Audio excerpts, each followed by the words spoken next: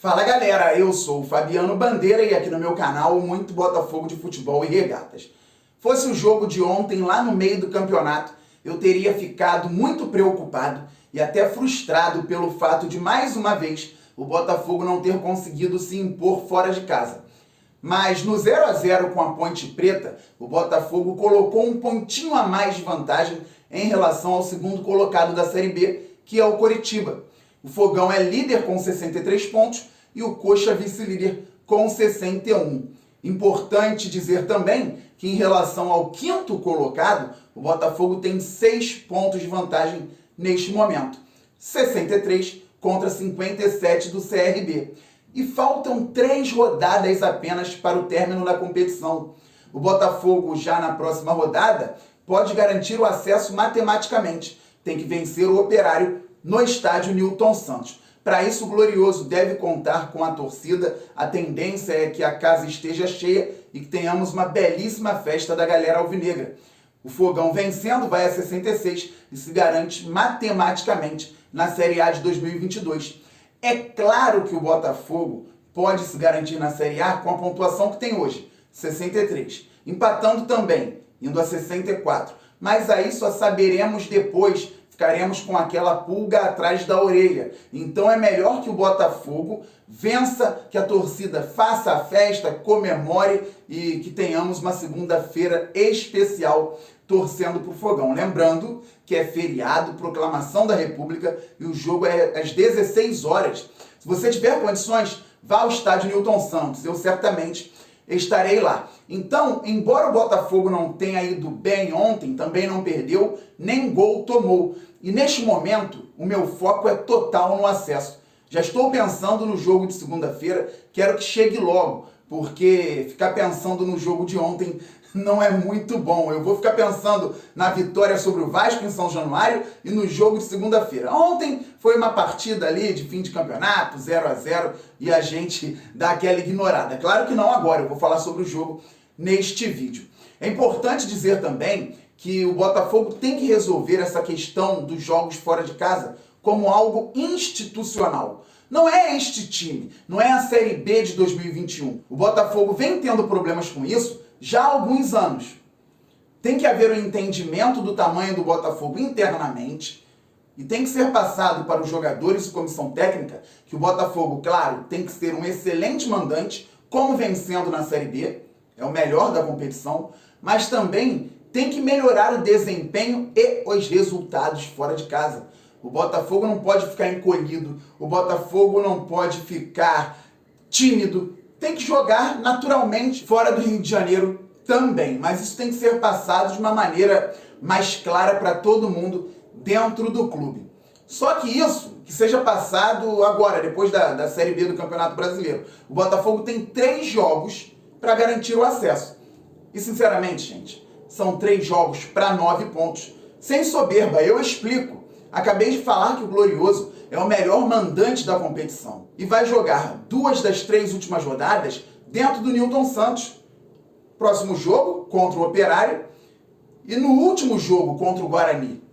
E o jogo fora é contra o pior time da competição, o Brasil de Pelotas. O Botafogo tem que vencer também. Outro dia eu fui torcer para o Brasil de Pelotas contra o Avaí. Mas que time ruim tecnicamente. Então o Botafogo tem condições de vencer o Operário, tem condições de vencer o Brasil e tem condições de vencer o Guarani, talvez o adversário mais forte nesta reta final, na última rodada no estádio Newton Santos. Para falar a respeito do jogo de ontem, eu peço antes que você se inscreva aqui no canal, que você traga novos inscritos. Temos a próxima meta, passar dos 30 mil, depois vamos muito além, porque o Glorioso é gigante. Peço também para que você deixe o like, isso é fundamental para o crescimento do canal, é extremamente simples. Ative o sininho para que você receba as notificações de todos os vídeos e todas as lives aqui do canal Fabiano Bandeira.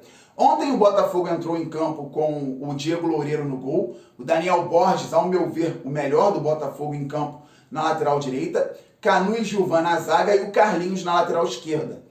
Oyama, Pedro Castro e Marco Antônio por dentro no meio campo, Varley na ponta direita, Diego Gonçalves na ponta esquerda e o Rafael Navarro como centroavante. A Ponte Preta, ao contrário do que eu imaginava, não se mandou com tudo ao ataque. tentava atacar com alguma timidez. E com isso o Botafogo não encontrou as brechas que o Vasco havia dado para o Glorioso no último domingo. Assim, o Varley, por exemplo, não conseguiu jogar. O Diego Gonçalves não foi bem. O Botafogo não teve aquela qualidade pelos lados do campo. E por dentro, o Botafogo tentou muito, mas também não conseguiu produzir com criatividade. Não teve inventividade. O Pedro Castro ontem jogou um pouco abaixo daquilo que ele vem jogando. O Oyama não foi mal, ao meu ver, mas já vi fazer melhores jogos com a camisa do Botafogo. E o Marco Antônio até tentou criar, mas eu vi um Marco Antônio um pouco mais isolado, vamos dizer assim, no meio-campo alvinegro. Então, os jogadores que se destacaram foram os de defesa. O Daniel Borges, como eu falei, jogou muito bem, até porque a Ponte não se mandou tanto. E quando o habilidoso Moisés ia para cima, ele estava muitas vezes sozinho, isso facilitava o trabalho do Daniel. O Canu foi muito bem mais uma vez e completou 10 jogos sem tomar um drible.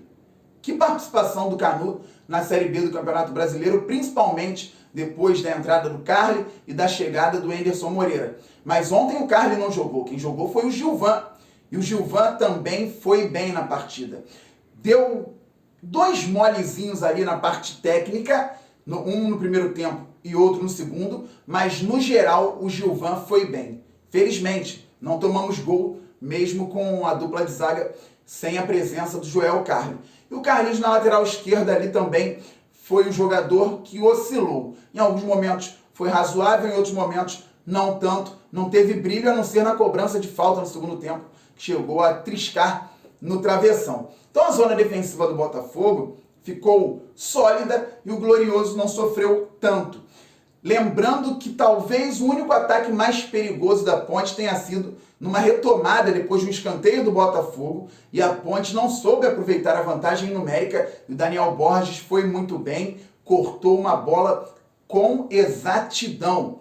Poderíamos ter tomado o gol ali. Também teria sido o único da Ponte, porque, repito, eles estavam muito tímidos e não foram ao ataque com tanta volúpia, com tanta intensidade.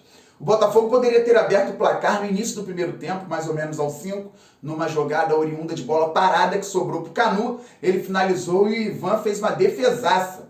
Se o Botafogo tivesse feito o gol ali, talvez o jogo tivesse sido diferente, que a Ponte, ainda tendo que garantir permanência na Série B, teria que sair mais jogando em casa. O Botafogo poderia ter encontrado os espaços e até ter feito mais gols. Não foi o que aconteceu.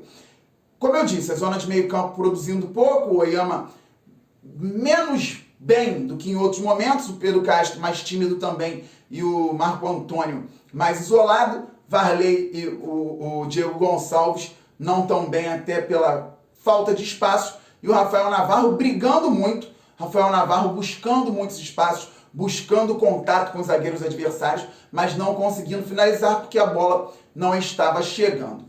Ainda entraram no jogo o Rafael Moura, que mais uma vez não conseguiu contribuir, e eu até esperava algo diferente, uma empolgação maior, já que o primeiro gol e único dele até aqui com a camisa do Botafogo tinha sido contra a Ponte no primeiro turno, mas nem isso fez com que o Rafael Moura conseguisse guardar mais uma vez. O Friso e o Barreto entraram no meio do segundo tempo, talvez até por questão física do Pedro Castro e do Marco Antônio, porque você tendo que ganhar ou querendo ganhar um jogo contra a Ponte fora de casa, coloca um jogador mais de contenção, que é o Barreto, e um mais de passe e controle de jogo, que é o Friso.